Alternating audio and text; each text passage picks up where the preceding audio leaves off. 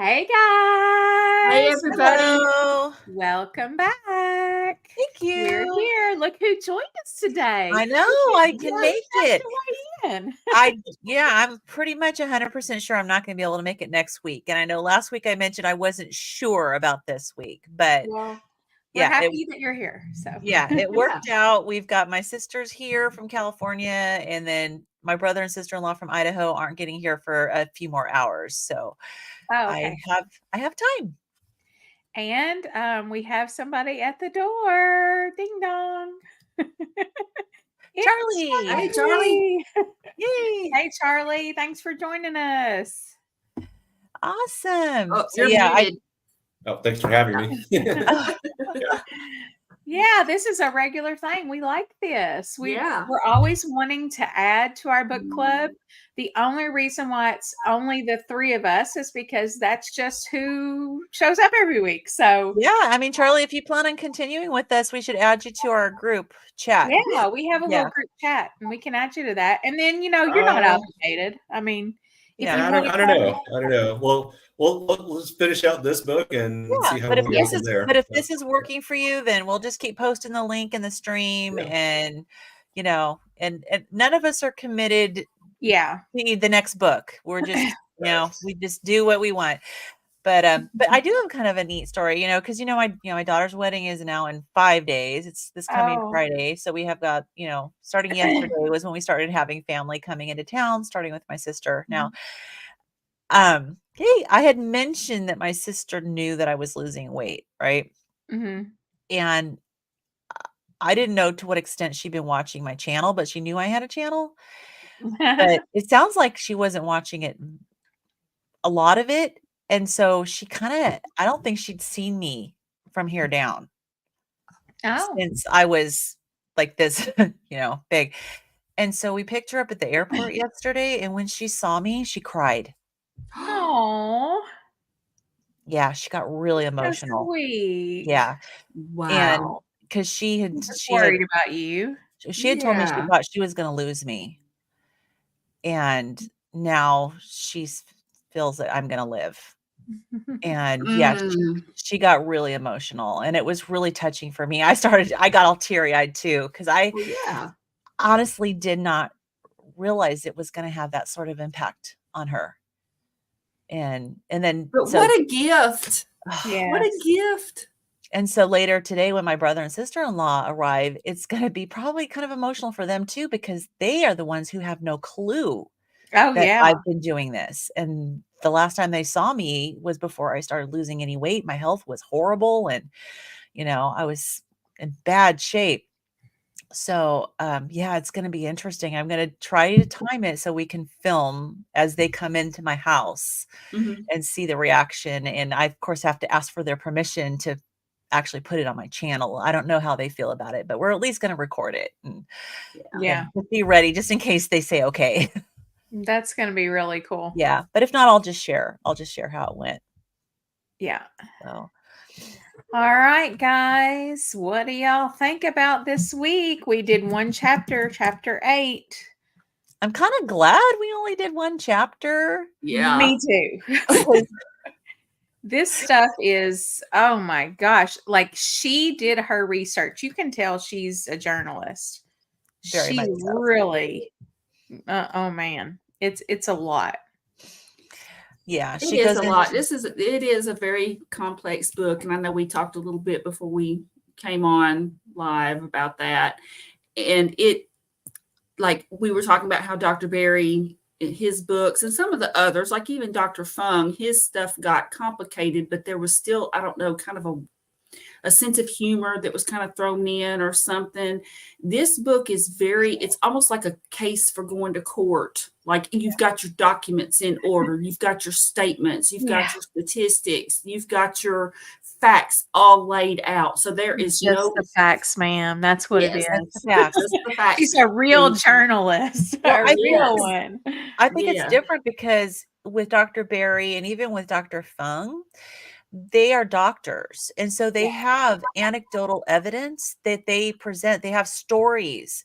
And it's those stories that kind of break up the monotony of the facts. That's a good point. Yeah. Whereas with her, the stories are about the scientists, but they're not about the patients. They're not about, people who've changed their diet and this is the outcome. The closest we get to that is explaining the clinical trials and how those people responded. So it does present differently. And I've been enjoying it because I'm very heavily left-brained, and I also do not have ADD at all. So I have a very good attention span. I need to be entertained.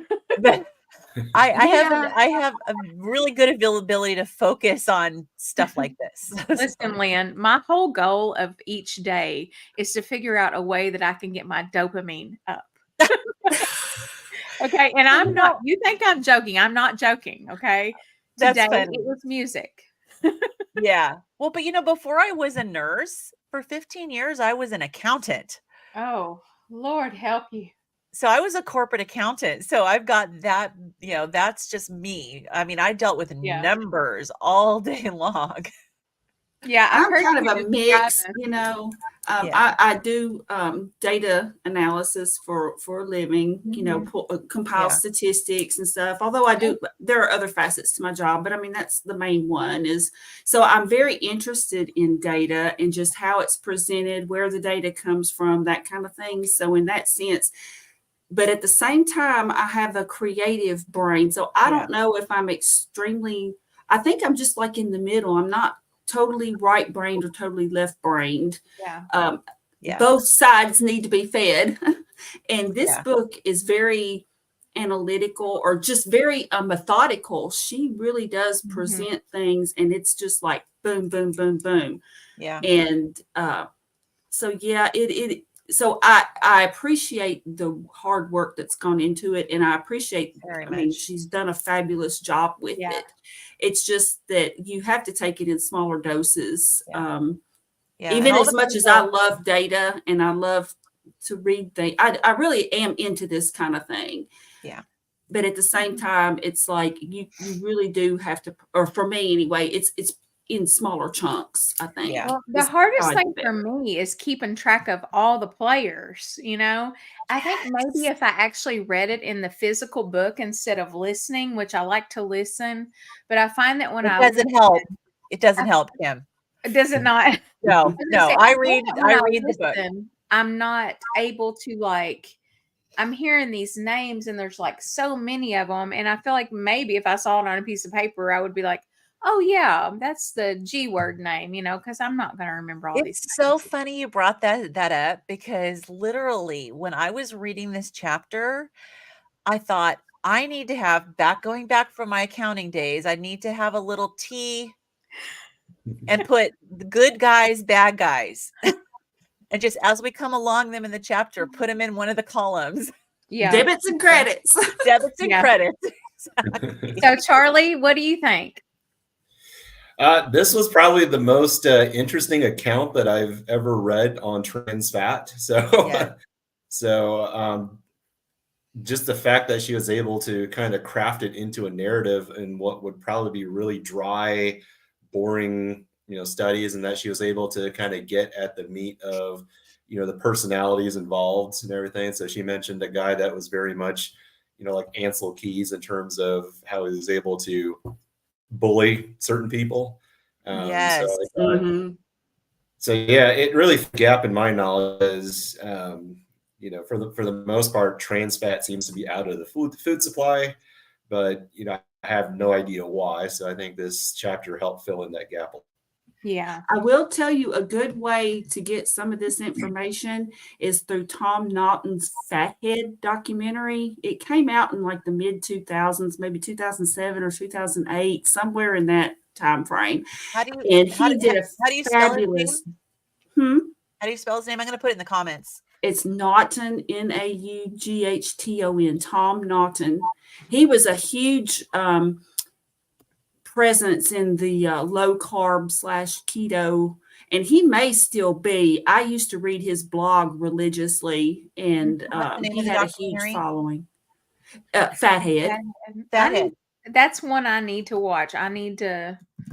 He's a comedian, and he used to live in California. And I don't know what it is about all these people, but he actually got a small farm, a la Dr. Berry, although I think Dr. Berry may have copied him. I don't know. But anyway, got a small farm in Tennessee, probably pretty close to where Dr. Berry is, I think. I mean, okay, it's actually, I just Googled it. It's actually on YouTube for free. So we need to make that an assignment. We need to all watch that. Okay, I'm going to put that in the notes too. Yeah, it's fabulous. I've watched it several times. He did a fantastic job. And I mean, it's low budget, but he did a really, really good job with it. And he's a comedian by trade, or he was. He lived in California and he moved here to Tennessee. And he incorporated that humor into it. And his wife is an artist, and she did a lot of graphics and like cartoons and stuff that kind of went in it. So like the CSPI guy, for example, the one who pushed the movie theaters to get rid of the palm oil and the coconut oil. Yeah, the popcorn. He did a little cartoon. They did a little cartoon of him and called him the guy from CSPI. Oh, funny. He had a cape and stuff. So, I mean, he makes it really interesting. So you may want to watch that. Yeah, so, I'll have to check that out. Yeah. See, that'll help my ADHD brain. Charlie, remind me, I know you had mentioned before, what do you do for a work? I'm an accountant. You're an accountant. Oh, I'm an accountant. I do accounting. I understand the whole, if you've got the attention span for numbers, something like reading this isn't quite as bad. Yeah, exactly. So yeah. It was funny though, Lynn, when you were describing us all last week as left brain, I was like, is she talking about me? You know what? You got to be to some degree left brain to be a nurse. Maybe I'm like Carrie. I'm kind of like mid in the middle. Honestly, I am a person who focuses like, so I don't want to, I don't like to offend people. So I don't want to say like my children joke with me that I must be autistic, but but at least one, if not two of them are. And so I feel like they have a right to say that to me. Right. But they're like, Mom, you hyper fixate on your special interests. You've got like two special interests that you're constantly fixating on, And so I have that part of my brain that just like, that's very much like Asperger's. Mm-hmm. Yeah. And I think that's what Asperger's is not really a diagnosis anymore. It's just kind of all on a spectrum. Yeah, it's just all a spectrum now. But I'm pretty certain that at least one of my boys, and I'm not even going to say which one they know, has Asperger's. But we just didn't really feel the need to get tested because, they're very highly functioning. Yeah. Like, to me, I'm like, what's the point? I went back and forth. But anyway, I'm totally off on a... See, I have ADHD for sure. You know what? I'm more balanced too, because I know I'm very, very left brain, but also I am very artistic too. Like I've actually published 4 coloring books. Oh wow, that's cool. I love art. I crochet, and so we should pigeonhole ourselves anyway. You gotta have balance. Fabulous, and they work much better on meat. So All right. So you want to dig in? Yeah, let's dig in. Oh my goodness. Okay. So I'll do just a kind of a quick summary. So this chapter is called Exit Saturated Fats, Enter Trans Fats. And so we've been kind of going through, and she's been showing kind of the evolution of what's happened to public perception and government backing and industry backing for fats over the course of the years. And so the saturated fats were being demonized and promoting vegetable oils. And there was such a ignoring trans fats. And so this chapter goes into, to me, it seemed like more like a war between the sides. Like it got to be, there was a lot of money behind it. There was a lot of an industry started out using what they he called them tropical oils, basically coconut oil, palm oil, the oils that came from, the Philippines and Malaysia. Yeah. And she was talking a lot about Malaysia and how they're big, that's their thing. She said, just like olive oil in Greece, palm oil in Malaysia was their oil, and they had subsisted off of it for thousands of years and been very healthy and not had heart disease. And so when the attacks started on these tropical oils, Malaysia was like, whoa, this is going to hurt us economically because we can't have. And I know she had talked about how the guy from Malaysian Ong, the guy that really, really went to bat for the palm oil industry, he knew that even though the US was just trying to change their guidelines, how it would have such an international impact.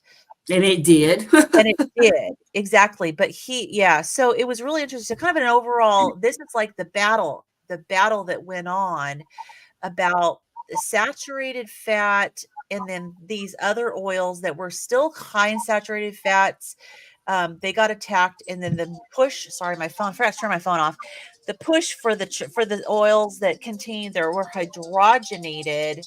Hang on, I gotta take this call. It's my brother. Okay. Okay. All right. So anyway, I guess we can just continue it on. Let's see. In terms of the war, it gotten really nasty. And what happened was the soybean industry started attacking the palm oil and the coconut oils, but specifically, from Malaysia, it'd be the palm oils, started attacking them, saying, that they were dangerous and had the saturated fat and they made your cholesterol go up and just all of that. And so it was a very negative, and because they were so scared of those oils.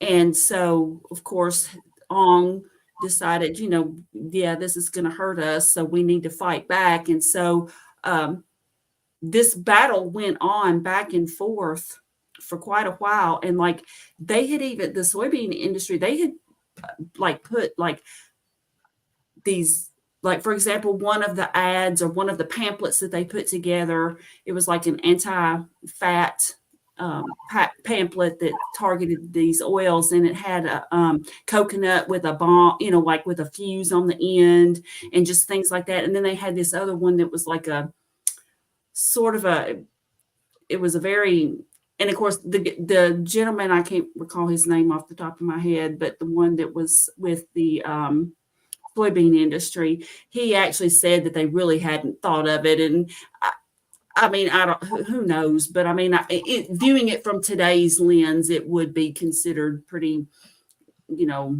racist. But it was like this Asian fat cat business guy with a cigar and stuff, and basically saying, these are the people that are, they're selling this toxic oil to us, And of course it just got nasty. But here's one thing that I found quite interesting is that they ended up calling a truce on it. But the food companies, now I know there's big food, and I understand that they have food scientists and they try to find the bliss point and all of this. So I totally get it. But at the same time, they were using the palm oil. They were using stuff that wasn't nearly as bad in their products. I'm not talking about like the people who made the even some of the margarine, I think, used palm oil, but it's like they were forced, just like the restaurants were, through CSPI, they were forced to start using the bad products. And so then when they started doing research, I understand, because it's expensive. I'm not going to say that these food products or these packaged foods are ever anything good to eat. You shouldn't depend on those if you ever eat them, especially nowadays. But it would be a treat or something. And that's how it was when I was a kid, these things were treats. They certainly were not something that we ever had every day. But at the same time, okay, so they were forced to change all their formulas because you had like flaking and this and that. And so when they had to take those oils out, the palm oil and the coconut oil out and use something else, they had to reformulate everything. And that takes a lot of time and money. It's expensive to do. Yeah, things taste different. So that's going to. Yeah. And so then here a few years later, now they're oh, well, these aren't good after all, these oils that we forced you into basically, and you had to change everything, but now these aren't good either. And so I understand why they fought back. I'm not saying it was right, but you could say, it's just like the movie theaters and all these people who were forced to, because of this pressure to change their what they were serving and that changed their product. It's like, come on, where does it end? Did you guys get the impression from what she was saying that it almost was like, and I know you used the word forced, it almost seemed like they were initially pressured and kind of started to change because they knew the direction it was going to go in, because they can kind of see that it was going to end up being forced upon them. It seemed to me like they were starting to kind of, we better change because we can see the direction this is heading. Yeah, they didn't want to in the beginning. They didn't want to use those oil. They didn't want to use the hydrogenated or partially hydrogenated fats and stuff. But the media campaign was already going. Mm-hmm. I mean, it was the way that the media was utilized to push this and change public perception. It's like the tide had already turned and industry was going, okay, public perception is already turning. So we better start looking at this and changing the oils we use. Yeah. So, I got the impression they were kind of scared and, I mean, I'm sure they just constantly have their finger on the pulse of, society and what's being said and, what could affect their bottom line essentially. Yeah. And I was interested, I don't know if you guys talked about this while I was off talking to my brother, but I was kind of interested in the explanation too of hydrogenation. Because I didn't really know what that meant. And it's the process that they go through with these oils. And it created, she mentioned it created all these other components like man-made fatty acids, like what you say, like 50 something. There's one researcher that said there was an unknown amount. Like all these, it changes the composition of it, of course, and it makes it so that it creates all of these like synthetic fatty acids that aren't found in nature, aren't found in real food. And then the one guy who was researching it found that these fatty acids deposit in our tissues. Mm-hmm. And they end up in heart tissue, in all the tissues of our body. He listed all these organs and all the different places that they found through and on autopsies of people. They found these synthetic fatty acids, and that was pretty shocking to me. And the fact that he found that, I don't remember what decade, because like you said, Kim, there was like so much chronicled out over the decades and all these people. Mm-hmm. But to me, it seems like it should have been shocking. And that should have been a huge red flag. But just as everything else that this guy tried to show, it was just silenced. And he got nothing but pushback. And so the hydrogenation process is, it just changes the quality of the oil, right? Depending on how much you hydrogenate it, like my understanding, correct me if I'm wrong, my understanding is the more hydrogenated it is, the more solid the oil is. Yeah. That's what I understood. And then initially they were having it would say on the label it's hydrogenated or partially hydrogenated. But then later in the chapter, she was talking about how they even kind of were shying away, wanting to drop the hydrogenated term. Mm-hmm. And because there was starting to get a negative connotation.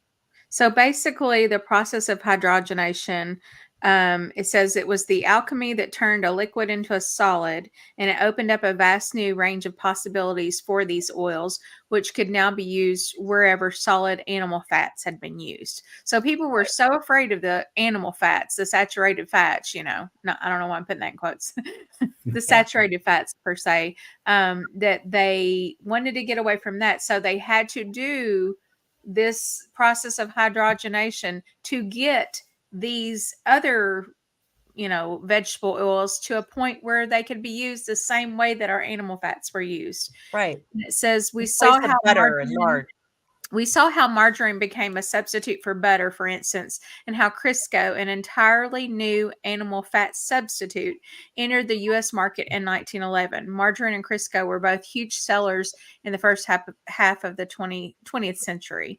I mean, so this has been going on for a long time, like this whole process of let's take the natural good thing that comes from animals and even plants and, for some things, and replace it with something completely foreign and man-made. And that's a great idea to eat. I mean, and we wonder why we have so many diseases. Yeah. It's like, I wondered as I was reading this, I was wondering, like, with all of these oils that they hydrogenated, I wonder what the like nutrient profile would be just having the oil by itself, and don't put it through the hydrogenation process. If it may not be healthy, but would it have been healthier and have fewer trans fats? So the trans fats, they're finding the people who were trying to show that the trans fats weren't healthy were finding all these negative implications, and they lowered your HDL cholesterol and they raised your triglycerides, and they were thinking that they might be linked to the heart disease. And then when they were finding all these synthetic fatty acids, the question was, well, maybe it's the synthetic fatty acids that are produced by the hydrogenation process. But that would have been, if you were dealing with true science, that would have been, okay, we need to do more research. And we need to find out, is it the trans fats, or is it these, what they call cis fats, that are produced by the process? But he couldn't get a grant. He couldn't get funding to do further research because this was not in the interest of industry, because by that time industry had just transferred over what they were doing. And and that was kind of what I was getting at though too, is because I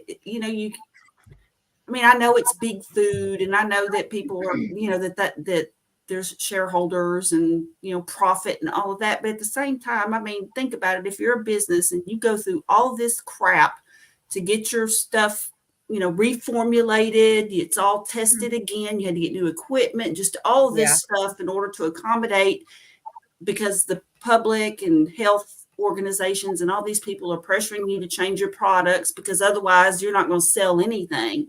So you have to change all your stuff. And then now, okay, well, this is bad now. So, you're going to have to change this. And so I kind of understand in a sense why they rebelled and why they were like, oh, hell no, we're not doing that. And the funny thing is, by the end of the chapter, when they were talking about Unilever in Europe, they ended up going back. They ended up making the change again. They ended up going back to palm oil. Yeah. Which was the tropical oil at the very beginning of the chapter that was being attacked, and they used to use, and because it has more saturated fat, and they ended up going back to palm oil. So I did want to interject though that the big corporations and food manufacturers, they and actually the small bakeries and everything, they actually benefited more from using this than the butter and lard and the animal fats, because they were highly versatile and a lot cheaper. Yes. And depending on the level of hydrogenation, as we kind of touched on this before, they can be tailored to a wide variety of food products. For instance, hardened oils perform superbly well in creating crisp, crumbly cookies, crunchy crackers, moist cupcakes, and flaky pastries. And their relatively smaller fat crystals means that shortenings made from these oils can trap smaller air bubbles that stay in the batter longer and produce reliably fluffy cakes. A chocolate candy could be customized to melt in the mouth, not in the hands, huh? You know where we're going with that, right? And less hydrogenation would produce softer type of chocolate for, say, a donut topping, while more highly hydrogenated oil would make the coating fat of individual box chocolates harder, and then it could keep things from getting soggy without being greasy. Like there was a huge draw for them. I'm sure once they switched, they were like, oh, we can do so much more with this, because it is, there were a lot of benefits for them as well. Yeah, when I was reading that part, and there was talking about how they make things more moist. Mm-hmm. I had this flashback to all the decades where I'd get the Costco muffins, and you can get all there. And I remember thinking, oh, they're so good, they're so moist. And now I'm going, well, no wonder. Look, I was eating trans fats and all these, hydrogenated oils. So it's like, but you're right, they were moist. Very moist. Me so mad, because like the part of me that's still addicted to sweet things in my mind, like, which I don't eat, but the part of me that still wants to be able to eat those things, I'm like, if all along we had just done more natural things, like use the animal fats and just, maybe use the wheat, but not make it the bleached white, and we had just done things in a more natural way, where would we be right now? Would I be able to eat my donuts? like in Europe, sorry guys, but that I miss those, and if we hadn't been spraying glyphosate all over everything. Exactly. Yeah. I was just watching yesterday a segment on regenerative farming, and and it was interesting because they interviewed this farmer who has converted his farm into a regenerative practice, which is so healthy. And they're showing the difference between the microbiome and the soil of regenerative farming versus traditional conventional farming. And they showed and it's like there's so much that we may potentially have been able to eat without being so inflammatory. They said they don't have to, this guy says he doesn't have to use pesticides, herbicides, insecticides. He can do everything completely natural and grow everything naturally because of the regenerative farm practices. And it was interesting. So they showed this thing that they did, this experiment where they took, I don't know if you guys have seen this before, but they took 2 pairs of men's cotton briefs and they buried them, one in the soil of a regenerative farm and one in the soil of conventional farm. And I don't remember how much time had passed. It was probably a few months had passed, and they dug them back up. And the one buried in the conventional soil that was depleted was dirty, but it was intact. And the one that was buried in the regenerative microbe-rich soil was shreds, because all the microbes had eaten and consumed it, and which is what they do. They take, cotton is 100% cotton, right?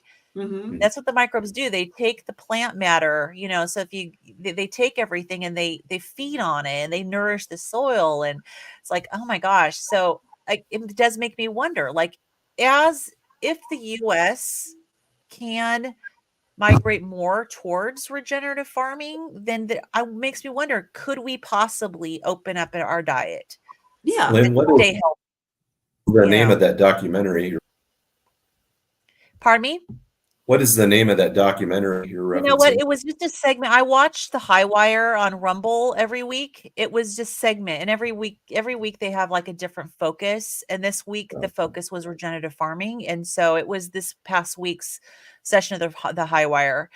And the guys who did they have a documentary that they do, and they're vegan. So it's not like I agree with their diet, but they're really pushing for regenerative farming, which I completely agree with. Yeah, but it was really interesting.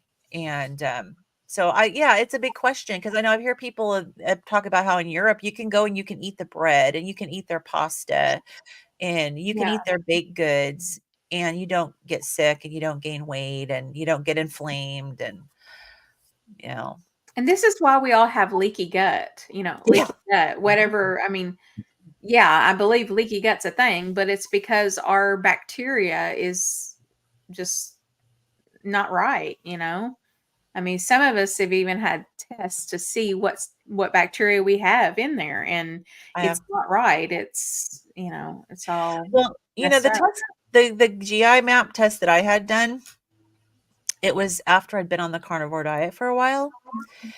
And I know my naturopathic doctor was concerned because my levels of anti-inflammatory bacteria were really low. And he's like, "Oh, this is a concern." And I'm like, well, maybe they don't need to be as high on the diet that I'm on. I'm pretty sure everybody's is low. Are you talking about the Akkermansia? There was a whole bunch of them. There were like 9 different bacteria that were all kind of anti-inflammatory, and like 8 of the 9 of mine were out of the normal range. But I told him, I said, I think the normal ranges are based on people on the standard American diet. Yeah. And so maybe typically they'll have higher levels of anti-inflammatory microbiome in their microbiome because they may need more. And it may be that I don't need as much. So but the leaky gut, I know the leaky gut was, a huge issue. I mean, when you look at my old rosacea photos, with the way my rosacea used to be, my face was horrible. It was like a leper. It was just blotchy all over the place and horrible. And I really believe that had to do with my gut, leakiness in my gut, But yeah, so the trans fats, there's so many different people that were involved and it was the decades. And what about that one really rich guy? What was his name? He was like a millionaire, and he was his name is Philip Sokolov. Is that the one who's from Omaha, who had a heart attack in his 40s, and he basically did this whole smear campaign? He was a lone millionaire in Omaha, Nebraska, Philip Sokolov, who had an outsized impact on the U.S. food industry. He was neither a scientist nor an expert in the field, but after suffering a near-fatal heart attack in his 40s, made it his mission in his retirement to inform Americans about the dangers of saturated fats. His target was not animal fats so much as the coconut and palm oils that were being widely used by food companies in their packaged foods. And I felt like he had more impact than anything, because he actually created commercials against those companies that made it where they were pretty much, their hands were pretty much tied, that they were going to have to switch from using those. Yeah. And he pointed out the products, and I didn't do a slide presentation, but I'll just hold this up. So this is one of his ads, or I should say advertisements, not commercials. Yeah. And see at the bottom, he actually put the photos of the products that he was calling out. And this really created an uproar in the food industry that produced these products. So he basically put out a smear campaign.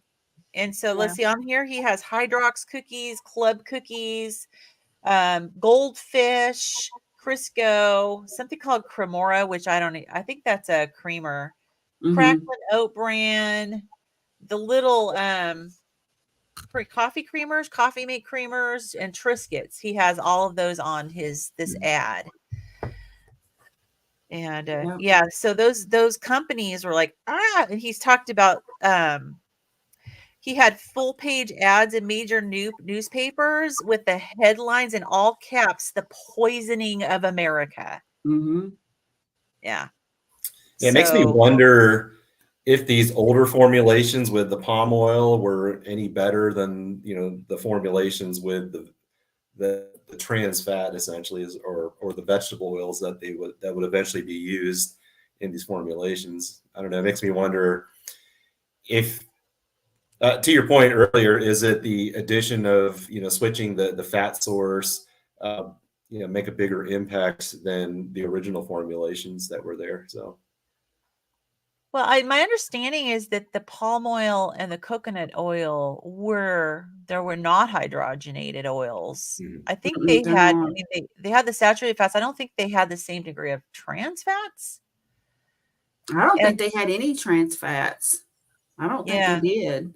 They were more natural fats. And I really think, just based on, my memory, which isn't always dependable, but I'm a child of the 70s/80s, and I just remember what people looked like back then, and we ate that stuff. Now, granted, like I said before, it was more of a treat, but I had friends who had it in their houses more than I did, and they weren't overweight, and people were just generally healthier We were back all then. thin. We were all Yeah. thin. Yeah. I remember too. In school, we had one kid that was a little chubby, and everyone else was very slender. And but you know what? Just though, to that point, remember back when we were reviewing Jason Fung's book, we were also talking about this and how we also didn't snack in between meals. We Yeah, had, that's true. so there was more than one factor in keeping us lean and healthier. And of course, that lends itself to the fact that the quantity, and this was it Mary Innig, the really Yeah. aggressive lady that was against the trans fats, but she sounded like she was kind of a bully on the far other side. But she was talking about how one of her concerns, which was a valid concern, was that the guidelines didn't factor in the quantity of these trans fats that the American public ate. And they did these trials, and there was all these trials that some of them were saying trans fats are not as bad. Others were saying they are really bad. But she said her argument was the trials that were saying that the trans fats aren't that bad, we're not factoring in the quantity, that it was quantity dependent as far as the degree of harm that it could produce. And so, yeah, so even though we did eat some back in the 70s, nothing like today. Absolutely nothing. And Mary Enig, if I remember correctly, is also in the Fathead documentary. He actually interviewed Dr. Michael Eads and his wife, Mary Dan. Yeah. And so there are several of the keto/low carb community in that documentary. So, but anyway, yeah, she was featured in there in that. Yeah. Too. And she did mention, I guess, sounds like Nina Teicholz, sounds like she might have interviewed her, or at least had some quotes from her, but it sounds like she was all aware that she wasn't going to have a whole lot of influence because she was a woman, that it was kind of male dominated as far as the research being done, the papers being published, but it sounds like she was still pretty vocal. Yeah, she was vocal, and she just decided to just say it, because it wasn't going to matter it wasn't going to matter anyway, because they weren't going to let her in the club. So she just reported it, or just went ahead and basically just whatever her findings were, and and she let the world know about them, because it wasn't going to make any difference for her career anyway, in terms of whether she received any kind of monies. She wasn't going to be like a tenured professor or anything. Right. She wasn't going to be. I think she was a part-time faculty member at what she called a second-tier university at the University of Maryland. So, yeah, but obviously, I thought it was interesting. I'm sorry. I thought it was interesting how they fought her on the amounts, but her reply was basically, look, if you're saying it's not bad at all, why does it matter, at any amount, right? So to the industry. So, well, I think more about the amounts is just the fact that the amount that people are actually eating versus the amount that they were saying that people ate, or that they were using as a presumption. So it's like, we talk about all the time in the low carb space. A lot of times, like there will be some people that, will add fruit or just whatever. But they'll say, a small amount isn't bad. And that's probably true of anything, but it's just, but the problem with this hydrogenated oils or partially hydrogenated oils is that they were doing these studies on much lower numbers than what people were actually consuming. So the amount of what would be considered as poison was being misrepresented. Yeah. And that's why. Yeah. She did that. Well, she did that trial, which they talked about here in the book, with the feeding the women who were breastfeeding, the different diets, and the ones that where she fed the higher amount of trans fats, which she did. It wasn't like, she said that it was pretty much what she figured a normal person would eat in a given day. It wasn't an excessive amount, but she gave them a few products to eat each day that were very much what the American public was eating, and then tested to see how many of these trans fats actually came out in the breast milk. And it was a lot higher than what they were saying. And so that was, I mean, she did have a contribution to the argument against the trans fats. But then there was the was it Kumaro? He had a great, like, he's the one that kind of like, the second half of the chapter was the big focus, because he's the one that really kind of went to bat. He published more than 70 papers on trans fats over the course of his career, more than any other scientist worldwide. And was it the guy named Woods, or I think, Woods had kind of teamed up, and then Woods kind of got bullied out and just gave up, but he kind of stuck with it and kept being the voice, almost the lone voice, trying to combat and open up awareness. And it sounds like eventually, we started to listen, because, I mean, if we look now, it seems like now everybody knows that trans fats are bad.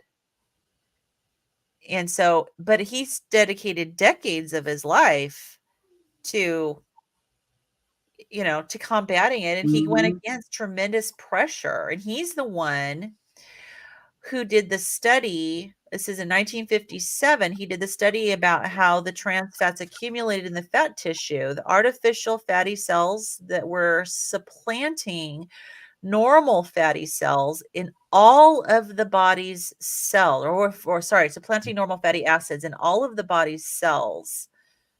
So she said it's worth understanding that fatty acids are not just stored as fat, they are also used as building blocks in cell membrane. And so these artificial fatty acids were affecting every cell of your body, your cell membrane, and which is the, determines what gets into your cells. So, he's the one that brought that to light. He also showed that these unnatural fatty acids in the cell membrane actually had resulted in elevation of calcium in the cell. So he marinated cells from umbilical cords and different kinds of fats, and found that those in hydrogenated oil ramped up their intake of calcium. So these artificial fatty acids were allowing too much calcium into the cell, more than the cell needed. And so it resulted in calcification, and which we know is not good. And so his conclusion was that these elevated levels of calcium in the blood, are from the trans fats. So she showed the link between the trans fats and the heart disease, by showing kind of on a very cellular level what they're doing. So he did have quite an impact. And then we've also seen, how when you start making your cell walls out of proper ingredients, like we experience now, eating carnivore, that there's so many things that are different. Like, you wouldn't even believe how many things change, from just how your skin looks. Like when I went to the dentist and they were like, your skin is just amazing. Like, they've seen me a lot, they know what my skin normally looks like. And if you go back in my first carnivore videos, you'll see, just acne all over, just, you know, and it's because my skin is being made out of, it's building its cell walls out of the proper, you know, materials now. Right. And I mean, that's just like a nerdy little bit that really is a real life application, you know? Right. Right. It's fascinating to me. And then the fact that we don't get sunburnt as easily. When people first started saying that, I was like, okay, carnivore can't do everything. I noticed No, that. it's a real thing. And I've told this story twice now, but it bears repeating. I have really burnt my hand pretty bad on, like, you know, just a kitchen burn, nothing major. It wasn't like, you know, a 2nd-degree burn, but wrapped my hand all the way around a cast iron skillet twice because I don't learn. And I mean, one time it was bad. I thought normally with that level of burn, it would have bubbled up, and it didn't. Wow. And not only did it not, but it didn't hurt nearly as bad, because the littlest burn used to hurt me so bad that I would actually get lidocaine cream and rub on it, or I'd keep a piece of ice on there. And I mean, I know it sounds crazy. I realize as it's coming out of my mouth, to some people, this is going to sound absolutely insane, but it's true. It's actually true. When you build your cells and such out of the right material, then they just work better, you know? I noticed the same thing. I'm a quarter Irish and the rest is pretty much English, and burning is part of my whole life. And getting sunburned, you know, I'm the one that in the pool, I've got like the big old brim hat and I'm covered. I've got the t-shirt to cover everything. Right. But yeah, I've noticed that too. I don't get sunburned. And like I used to get sunburned within 10-15 minutes of being out in the sun, you know, and I have not gotten a sunburn since I started carnivore. So you're right. Well, I mean, it kind of stands to reason that, I mean, that's not to say you can't get a sunburn. You definitely can, but yeah, it's just not as bad. Yeah. Yeah. I mean, obviously you don't want to be. I can't attest to the sunburn thing because I don't know, a different skin tone, but yeah. Before carnivore, I would have like cracked heels, like my skin would get really dry, and as a guy, I don't really lotion, so I would have to lotion to kind of repair that. But the longer I've gone carnivore, the longer I've had, you know, more of the natural fats, especially, you know, upping that. I've not had to lotion, and my skin's been really, you know, healthy looking. So my wife is actually kind of jealous that, you know, she has all these creams and stuff, and I'm just downing fat, and my skin looks pretty good, and I'm not lotioning. So is she eating a more traditional standard diet, or closer to it? She takes like those weight loss injections, so that helps her kind of moderate. So she kind of eats, like, you know, the chicken and the salad, and, you know, reflexively goes towards that kind of stuff. I spent 6 months on phentermine years ago and lost weight, and then it stopped working. You know, but yeah, no, I mean, it definitely, I know how, if it heals, I know how it's healed my gut. And so it stands to reason that the other tissues in your body are also healing. And it does, if it builds up an appropriate cell membrane, then that's going to be super important, because then your cells are getting what they need. And it makes me wonder too, like with all of these artificial synthetic type, you know, fatty acids making up your cell membrane, I wonder how much your body's immune system reacts to that and sees it, because our immune systems are smart, right? How much does that lend itself to inflammation all over the body, when even That's our probably cell why membrane, everybody has psoriasis and, you know, rashes and, you know. Yeah, because your immune system is going to rush to the defense of anything foreign. And so if your cell membranes are even foreign, you know, you're going to have inflammation on a cellular level, which is like, no wonder we don't function well and don't feel well, you know, on the standard diet. I mean, the impact of what this Kumaro found, to me, was astounding, and the fact that it was ignored is just like how bad do the findings need to be before people stop ignoring it, before industry stops ignoring it? Yeah. To me, I mean, we're now the ignoring aliens, so yeah. To there's me, nothing the we won't. Kumaro findings. To me, the Kumaro findings were, far more interesting than the fact that, it causes a slight decrease in, HDL and an increase in LDL. Because, to your point, if you're making, if you're trying to build a brick house, but you're given like foam instead to build it, there's a lot of question of, well, what happens downstream? What happens to your gut biota that you were talking about earlier? What are all these downstream consequences? To me, those are the more interesting questions than the fact that it tended to lower HDL and increase LDL, which we'll talk about later. Right. And even though the studies did show that the changes in LDL and HDL weren't huge changes, so I agree that this to me is way more impactful of how it affects all the tissues and cells of your body in a negative way. And it just, like, I spent my whole life eating these types of fats up until I started the carnivore diet. And so it just astonishes me how it's been 11 months. What's the date today? Is it today the 28th? Yeah. 11 months tomorrow, the 29th, is, being on the carnivore diet, and how so much has healed and repaired in that relatively short period of time compared to since birth, this garbage I was being fed. I mean, I wasn't breastfed, so who knows what was in the formulas back in the 60s. I wasn't either. So sorry, Mom. I wasn't either, come to think of it. My mother tried. She really wanted, my mother was up until, it's really weird because it's the tale of two mothers, because like when I was a kid and like into my teens, she was very like, for example, we would go to the health food store and she would get like the teas, like red raspberry leaf tea, and she would prefer natural ways of dealing with things. She never took medication. She prided herself on never taking medication, not even for a headache. I mean, ever. And so it's just like, so she, like us children, we were born naturally.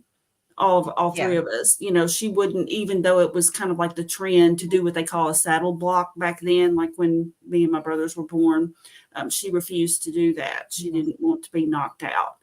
She thought childbirth was a natural thing. And so she did pass that wisdom on to me. So like when I had my kids, I had them naturally too.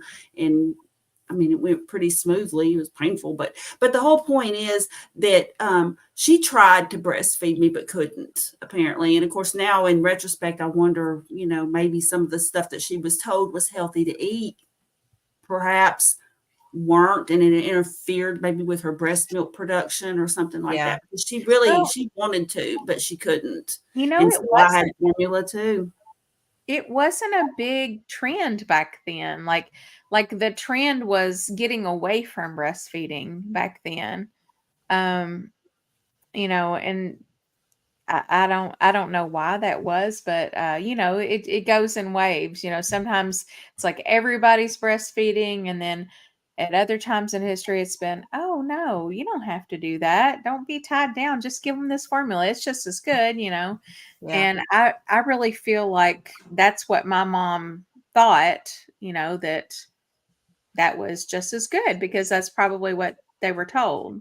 Yeah. Well, and then too, I know the women's liberation movement kind of started in the early 70s, but I'm sure the waves of it were started earlier, because the 60s was a decade of rebellion, and everything was kind of shifting in the 60s.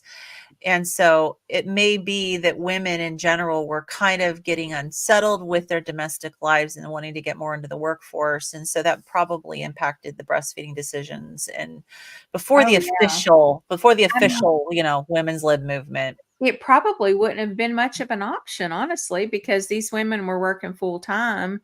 And, I would say their breast pumps back then, if they existed, weren't, they certainly weren't where they are today. That's what it was with my mom. I mean, my mom was working well, and my mom had stayed home and stuff with my brother and sister, but she was 40 when she got pregnant with me. and was a shock. And she had been working. And so with me, she decided to go back to work for, just for the first year of my life. Then she missed me too much and came home. But yeah, so the working, I think, was a big factor. And so nutrition, I mean, so I think people older than us has some better nutrition, if they, like, I think the older you get, maybe the nutrition at least was more natural. But the oils, now that I'm learning this, is obviously the oils have been tampered with since the mid 1800s. Yeah. Just, to get things cheaper. It sounded like it was all just to save money, and to make more money. Everything is that way, right? Yep. Follow the money. So anyways, let me see if there's anything else interesting here. I mean, there was so much. Like I said, I should have made a T chart, a T diagram, and put the the good guys and the bad guys. And oh my goodness, there's a lot. There's this Thomas Applewhite who was really combating, was on the other side combating Kumaro. Mm-hmm. And, he called himself the ringleader on trans. So his job. They said, and this other guy who was this, said preserving trans fats from the taint of negative scientific findings was the charge. This was that organization that was specifically focused on edible fats, edible oils. So it became part of their mission to combat. And that's what is it? Was it this guy who said for this Mary Enig that didn't know how she slipped under their radar? Yeah. Because they were on the lookout for any studies or anything that would cast a bad light. Yes, it was this organization and Applewhite, and she said that they'd been keeping a careful watch to prevent articles like mine from coming out in the literature, and didn't know how this horse had gotten out of the barn. Yep. Like, wow. So they had an agenda for sure. Yeah. And the, let's see here, that Thomas Applewhite, whatever his name was, didn't he follow, hold on, Kumaro or the names? It's the names for me. Conferences. So followed him around to conferences. And this Kumaro, it specifically said that he was very not political. Like this guy he thought a certain way and he had researched it, and he sounded like he was just legit in his wanting to get this information out there. And so this guy follows him around to conferences and sits in the front row and just basically terrorizes him, because in order to go to these conferences, you had to produce your what you were going to speak about ahead of time and lay that all out so everybody knows what you're going to talk about. So all this guy had to do was look and say, oh, he's got to make this point. This is what I'm going to say, and he'd jump up and say just ridiculous stuff that, I think professional troll. Up, Yeah, exactly. A troll before there was the internet. Exactly.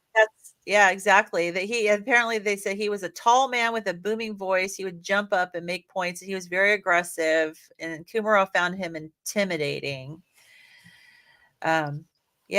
So the extent that they went, and obviously they had the money to back them in sending him to these conferences and doing all the things they were trying to do to suppress the information. They had industry backing. The money comes from somewhere. Yeah. He's not paying. And Kumaro ended up, this is what I thought was really interesting. So she said Kumaro never gave up. And in 2013, at the age of 98, he was still publishing papers and pressuring the FDA to ban trans fats from the food supply altogether. I love that. Yes, I love that. I think that's so awesome. And the fact that he was able to produce papers and still be applying pressure to the FDA at age 98. And he wasn't eating those trans fats. He was not eating the trans fats. His brain was working. Of a win, I felt like at that point, it was like, okay. They weren't totally I felt like they were kind of on their way out. So He was yeah. She said in he got to see a little bit of a 2014, which is the next year, I guess when he was 99, she said partially in response to his petition, the FDA appears to be on the verge of doing this. And that's the year that this book was written. So do we know if they actually ended up banning the trans In fat? 2015, I think in 2015, the year after the book was published, they gave industry like 3 years to phase out trans fat from the food supply. Okay. So he won. But I hope he lived to know that. I hope he did too. We'll have to. He We at should least look saw him which up. way he was headed. Yeah, I'm gonna look him up. What I always get with is on when you read the nutrition labels, there is like a spot for trans fat, and we know that sometimes they can list 0 grams if it's less than 1 or 0.5 or something like that. So I wonder if there's probably more to the story than that. There should be an epilogue to this or something. Well, one of the things that she brought up, and I forget who it was that actually discovered this, it may have been Kumaro, was that there are trans fats in animal products, but they discovered that the type of trans fats, there was one difference in the hydrogenation chain that made all the difference in how our body responds to it, and they were not as harmful as the trans fats from the hydrogenation process. So I've heard it said that like grass-fed beef will contain small amounts of natural trans fat, but yes, obviously the body reacts to that a lot differently. So Kumaro lived until May 31st, 2017. So he did live to see that. He lived to be 103. Wow, that is so great. That is like finally the culmination of your life's work, right? Yeah. So this is his Wikipedia page. It says that he was best known as an opponent of the use of artificial trans fats in processed foods, carrying out a 50-year campaign for a federal ban on the use of the substance in processed foods. He was one of the pioneers in establishing the connection between trans fats and heart disease, and he helped to cement the inclusion of trans fats in the Nurses' Health Study. He also discovered that it is oxidized cholesterol rather than the cholesterol that causes heart disease. So his Wikipedia page is positive about him. And I've just got to show you guys this real quick. Let's see. I'm going to share my screen for this. My dogs are going to bark, of course, right now. But I have to show y'all this. He was the cutest little man ever. Oh my gosh. Oh, look at him. He's precious. He is very adorable. Dies at 102. So he didn't quite meet this 103. Oh my goodness. Yes, he is precious. Very adorable. Yeah, because he was born in October of 2014 and he died in May of 2017. So yeah, he was, and he looked like he was still sharp too. Yeah, he had that spark in his eye. Yeah. Well, it's funny because like Wikipedia is a fairly new thing, and I look at a lot of these people who are out there trying to conduct science now that's considered controversial, and how their Wikipedia pages get completely they get all this negative stuff. They call them conspiracy theorists, and they bash them and stuff because they're challenging the accepted or norm. they remove them like they did Malcolm. Or they remove them. Yeah. And so this is nice that they actually, he's not here, but his wiki page is actually decent. Well, along the same lines there, don't you guys love how anytime there's a woman that's any kind of that gives any pushback at all in any of these books that we've read, they're always they're always they're nuts, so paranoid. That's what they said about this woman. It says that she wasn't a shrinking violet, and they described her as nutso, paranoid, off the wall, and a zealot. It's just so funny. It's describing me. The guys are just the guys are passionate, and they're even in today's society, we still look at women who are passionate as they're the B word, or they're just not right in the head, when if it was a man, it's just funny. Yeah, that's true. They did describe her with all of those things. So, yeah. It was very interesting. So there was a lot of back and forth. I'm just glad to know that we have obviously came out with some success for people who dedicated their whole lives to trying to get the word out about what's harming our health. But we still don't, even though trans fats, there's more awareness now about trans fats, we still are fighting the battle for animal fats. Yeah. It's like fighting, the way that they attacked it, it's like we got to fight it in reverse. We've got the the trans fat battle seems to be okay, but now we got to get back to the animal fat. So I was thinking about this the other day. I think that this is going to happen naturally because we only have about 50 years left of being able to plant crops and grow them for food. So in my mind, I'm like, is this going to happen naturally? Are we going to naturally transition to eating more animal-based foods because we're going to be forced to? Like, well, how is that going to work though if the animals don't have the pasture land, if the soil is so depleted? And this was another thing that was mentioned in that the animals make the pasture, make it right. So they got to start now while they still can. Did I use the right word?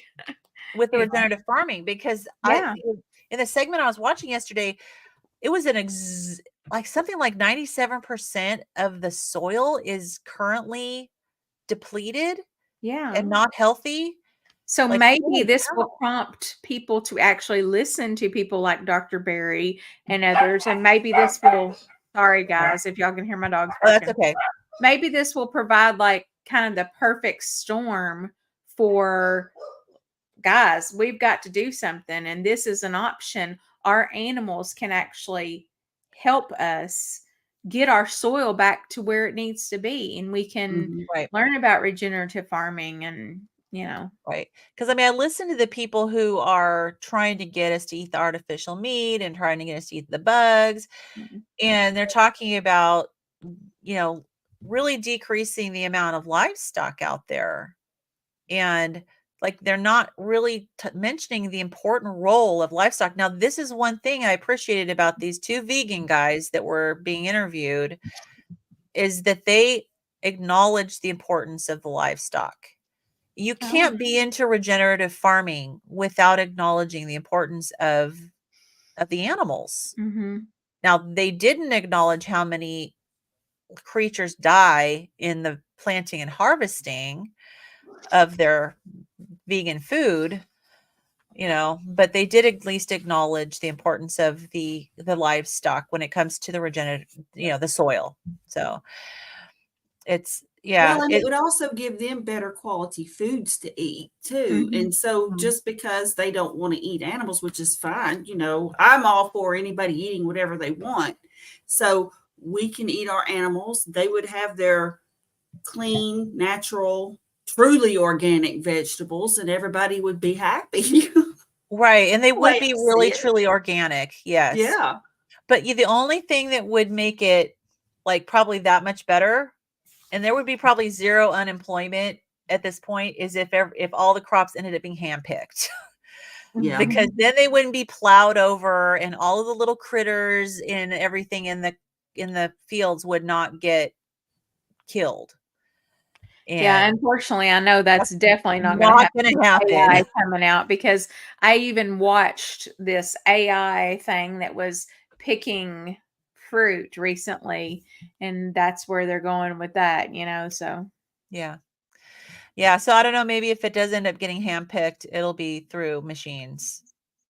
But I don't see that happening because it's just so efficient to run that tractor through and the harvester and harvest everything. But unfortunately, and it kills so many of these little critters that are living in the fields. We're talking like there's so many steps of that running through, like in the very beginning, just to get the soil. Like it's not just the picking, in the very beginning, just to get the soil turned over where you can even plant. You're running over that soil many times with the machines and and then the stuff you spray on it and stuff. And I don't know, it's just, and then planting the same thing there year after year after year, not giving it a rest. And Yeah. Well, I mean, there's so much that we need to do differently. But the one farmer that they were interviewing who does who switched his practice over to regenerative farming, he said it's actually saved him like $2 million a year. Yeah. Wow. He has a large acreage because he said with the practices, he saves $400 per acre. Wow. Yeah. Now that might be some good incentive for people to actually try it. Yeah. Well, and so these guys are working on this documentary, and they have a documentary that's coming out. And so that's going to be explained in the documentary. And I forget the name of it. Yeah. I forget the name of it. Like I said, I watched the interview on the High Wire, which I watch on Rumble. They do a weekly news, like medical news session. And, yeah. What you described, Lynn, reminds me of the children's fable of the giving tree, except it's like, the giving soil, right? You can only take so much before it can't give anymore, right? So. Yeah, exactly. I mean, it's a bank account. You can't just take with withdrawals. You have to make deposits. Mm-hmm. Oh, wow. I just found this on Regenerative Farmers of America. They actually have on their website a list of documentaries about regenerative farming, so you can learn about it. Now that's cool. I'm going to have to look into this. Yeah. Yeah. So there's several actually. Yeah. I just love the whole practice of regenerative farming. And, I mean, we, if our soil is that depleted, 97% of it depleted, then we need to do something about it. So nice. Thanks. Nice, Arlene. Yeah. So are you feeling better, Arlene? I know she's been fighting stuff. Hopefully you're feeling better. So, all righty. So where are we at with time? All right. Let's see. And she actually pulled a Dr. Fung, and she ended the chapter with a little like making you feel like you want to read a little bit more, because she brought Walter Willett back into it. Walter Willett. And her last sentence, so let's see. So he was the one that was introduced the world to the Mediterranean diet. Mm-hmm. And she says, by establishing these fats as officially vilified ingredients, Willett would set them down the path toward their near total eradication from the food supply. And then she says, and this might have been a good outcome if what replaced trans fats in terms of the impact on health had not been potentially so much worse. Period. End of chapter. Yeah. Like, okay. So I guess we got to read. So the next chapter, 9, is exit trans fats, enter something worse? ? Yep. So dun, dun, dun. Yeah. So they wouldn't use the logical thing, animal fats. No. Let's come up with something else. Right. So next week is glad you're better. I am almost 100% sure I'm not going to be able to be here for next week unless for some reason I do it in the car on the way to the airport. Hey, do it. I might. Yeah. We'll see. I will read the chapter in anticipation of being ready. But keep in mind, my daughter's wedding is Friday. I'm probably, if I read the chapter, it'll probably be Saturday in a state of sheer exhaustion. Yeah. Well, I mean, if you have to miss one, it's okay. Yeah. Well, and so the phone call earlier from my brother. Okay, so here's this little saga that's going on, right? Because I'm trying. They're going to be staying at an Airbnb, and they were talking about, maybe going there and then having me come over there. I've been really wanting to set up my camera on a tripod so I can film them walking into my house, and because they haven't to see me and get the reaction, and they're like trying to get me to go there instead. And I'm like trying to come up with like a reason, like why they should at least stop by here first. I was trying to have that conversation with him, and like, oh my gosh, don't make this hard. Yeah, so what is he going to do? I don't know yet. I told him to keep me posted. And so I told him, well, I don't know my daughter's plans, but I know she's really looking forward to seeing you. And, so it'd be really good if you guys could come over. So they were still a You couple say, I hours have away. something for you over here, and I'm not gonna. It's bigger than what I'm gonna be able to carry in my car. Well, it'll all work out one way or another. And I'm just like, you know how it Yeah. is when you have a surprise and someone is trying to like unknowingly sabotage your surprise, Yeah. and you're trying to be like, oh my gosh, just cooperate. Yeah. So thank you, Arlene. I'm sure her wedding is going to be beautiful. I finally got my mother the bride dress. Oh. So I had been debating because I had picked out a dress, and then I came home and I saw myself in it in a picture, and I'm like, I don't really like the fit. It kind of makes me look fatter. And so I went and bought a whole bunch of dresses off of Amazon, tried them on, and found something I liked better as far as the fit goes.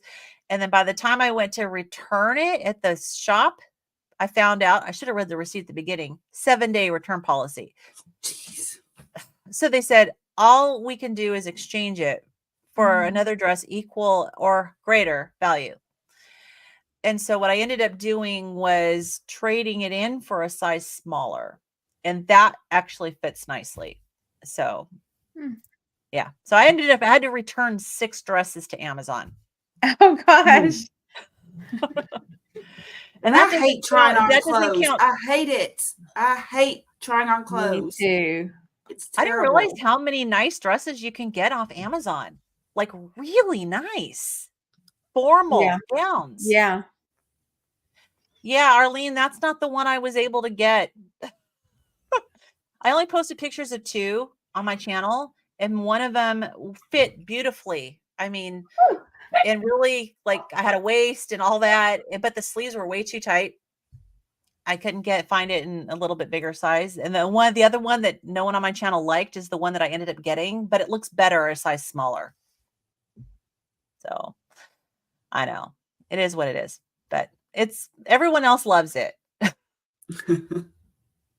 So there you go. Yeah.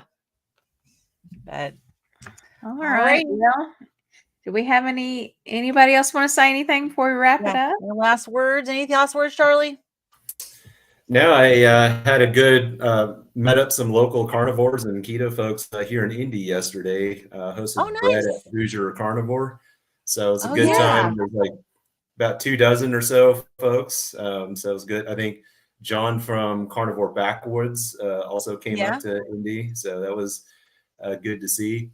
So that's about it. Oh, I turned 41 this Thursday. So oh, that was my daughter's birthday, the 25th, May 2nd. Oh, you mean this coming? Okay. Oh, good. Well, happy birthday! Yeah, happy early birthday. Nice. One final thought on this book is, the chapter titles for 8 and 9. It reminds me of a play off of a famous Metallica lyric where, instead of exit night, enter light, she's, talking about different trans fats. I wonder if that had anything to do with how she, named. Maybe. Oh my gosh. Okay, Charlie, are you a metal fan? So maybe she's a big Metallica fan. Are you a metal fan? No, I just know the lyrics to that song. Okay.